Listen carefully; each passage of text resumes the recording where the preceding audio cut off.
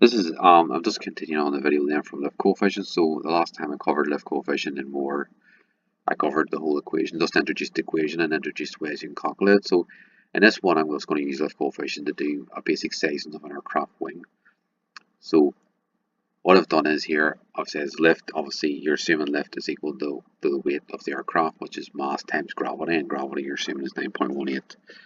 And then the lift coefficient is slightly different in this equation. So what I've done is I've used the wing loading, which wing loading is just the weight of the aircraft divided by the area of the wing, or the lift of the aircraft. The lift is the aircraft the wings are producing divided by the wing area, multiplied by dynamic viscosity, multiplied by lift coefficient. I can't remember whether in the last video I did actually explain what dynamic viscosity is, but all dynamic viscosity is a half multiplied by the density multiplied by the velocity squared.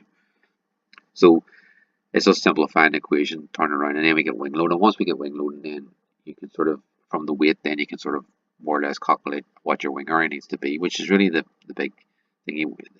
It's always the big thing you want to determine when you're designing an aircraft is what wing area you need, especially a fixed wing aircraft. And a helicopter, it's a bit more. You want to obviously calculate rotor area, the rotor blade area, and then decide how many rotor blades you want, etc. So this table I showed in the last video, it shows you all different types of aircraft. So I've went to something like Jane's or some other sort of type of book like that there.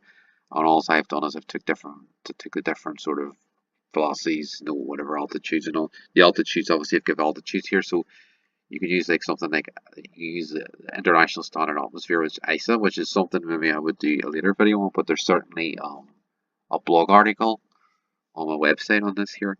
And then from that, you could sort of, if you like, there for example, you take the military combat aircraft and the military transport is 35,000 feet. If you go into that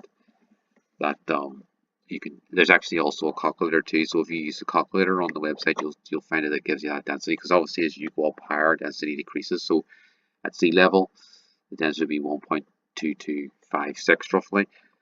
So and then obviously it'll give you the masses as well and those type of things like chains. And then from that, if you use that, then you can use the lift coefficient to calculate your lift coefficient, and it gives you sort of a rough idea where a lift coefficient would be typically increased. So I think in the end I chose 0.2, but lift coefficient will vary too, depend on for example, if your aircraft is lightly loaded, your lift coefficient will be lower. But if your aircraft is highly loaded, heavily loaded, like a military transport aircraft, I think had a very high lift coefficient is probably because it may always be operating at a very high sort of mass because it's going to be heavily loaded.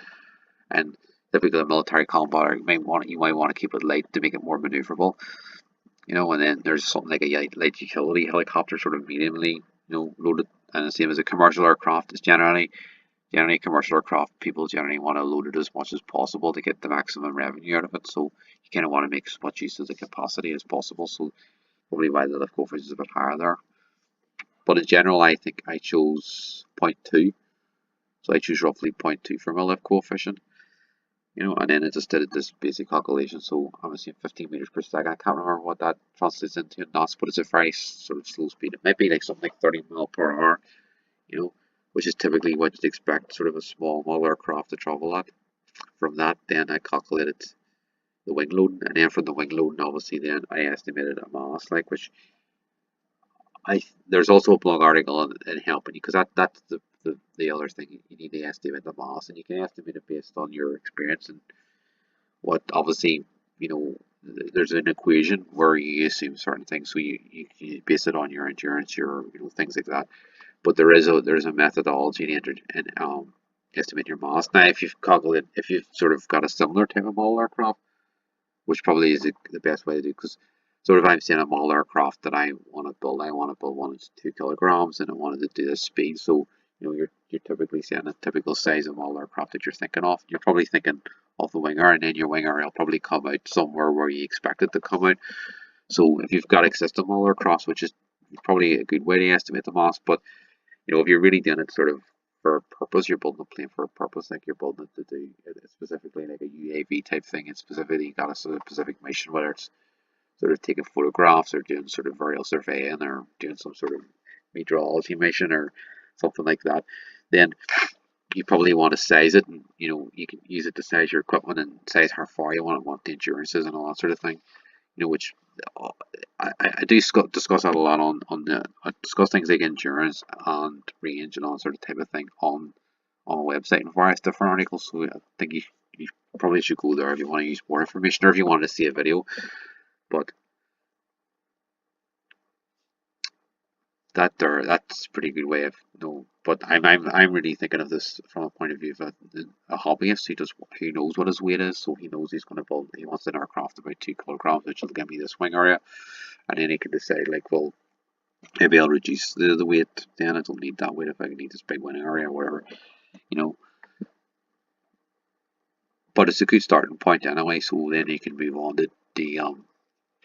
If you want the sort of then once you get your wing area, you can move on to then sort of sizing the other parts of the aircraft and sizing the structure and whatever. So that was one use for lift coefficient. I think that was what I was illustrating is you can use it to size a basic wing area. You can use as an equation size your wing area. The other use is obviously you can use it to calculate the stall speed. For a model aircraft, it's probably not really going to be a big. It's not really going to really be very helpful, but it's only to show you can use it for calculating stall speed for a larger aircraft and estimating what your stall speed is going to be. But and I think it came out as 6 meters per second. Oh, so I says I'm assuming one, which is fair enough. I'm assuming the stall coefficient. So I'm assuming the maximum lift coefficient that the aircraft can achieve is one, which lift coefficient is really related to the angle the airfoil is at, and you'll find it. I want to discuss in a later video. You find how there's a direct relationship between lift coefficient and your angle of your airfoil. One is typical, like is a typical angle. I think it stalls at about around 10 degrees, 12 degrees. So one would be typical of once it reaches that, the airflow sort of detaches from the airfoil, and then it doesn't produce any lift anymore and can fall to the sky. So that's typically for what the aircraft we there 6 meters per second, which is quite slow. So you expect that with model aircraft. So, but generally you would generally judge. You could judge by looking at your aircraft, obviously, whether stalled or not. And the thing that maybe is that if you did this calculation and you found out that your stall speed is quite close to your cruise speed, then you'd say, well, I may not notice that aircraft's going that fast, so maybe then I need to do something else, like I need to increase my wing area or sort of reduce the lift coefficient. I'm assuming for cruise, things like that, like or just reduce the weight of the aircraft. Maybe that aircraft's just too heavy, because obviously if your aircraft's very heavy for a small wing area, it's going to have a very high stall speed, where you want a low stall speed. So it's just those are just simple equations that you can use. You can use the equation simple, and I think I've said, which is sort of say, I sort of concentrate more on using simple equations to do things rather than there is complicated methods, but you generally find with aerodynamics is such an inaccurate type of science that generally as a simple equation will give you as good an answer as a complicated method. A much more complicated method will take you more time and maybe even confuse you. Whether if you use a simple equation, you kind of know what you understand the equation and you understand what it's telling you, and it'll give you sort of a reasonably good answer. Depends like how sophisticated your aircraft is. For a small model aircraft, these type of equations probably are okay. As the aircraft gets bigger, and these equations may even work for small sort of manned light aircraft, but the equation like obviously if the plane gets bigger, like you're talking like a commercial airliner or a normal sort of a military type advanced combat type aircraft, then they probably use it. There's all different types of advanced equations, and then you use CFD and things like that to sort of calculate the performance. But for small aircraft, fairly simple basic aircraft, these equations would probably give a good answer. And doing a big analysis may not be very helpful because it may not give you a more precise answer. So I'm hoping you sort of understood, and the first video goes into the lift performance and how, because lift coefficient, even if you never really use it to calculate a wing area, you never use it to calculate, what it does tell you a good indication of what the main three factors, like, which is the air density, the angle of your wing technically, which is your lift coefficient, and then your wing area and your weight. Obviously those are the things, and your speed, those are all the main factors that increase your affect your lift. And it also tells you like your speed, for example, is is proportional to square root, so, or sorry, squared. So if you double your speed, you kind of quadruple your lifting performance. So that's that type of thing. It tells you how they're related. So it's quite a good way to remember, especially if you're doing something like pilot exams. You can use your lift coefficient to remember. Someone asks you a question: how does lift increase with wing area? Does it increase or does it decrease? Obviously, it increases.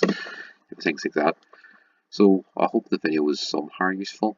Um, and like I said in some of the previous videos, I sort of try to keep around these sort of topics here. If you're interested in one of those specific topics, please let me know. If you find this video helpful, please let me know. Or if you have any other questions on the video, please let me know. And if you find it in any way helpful, and sorry, this is the blog article. So this video and the previous video used this blog article. So that's that's where if you go to the website, you'll get the blog articles if you want to read through it in more detail. You can do that as well. So if you find the video helpful or useful, please like, subscribe, or follow. Thank you.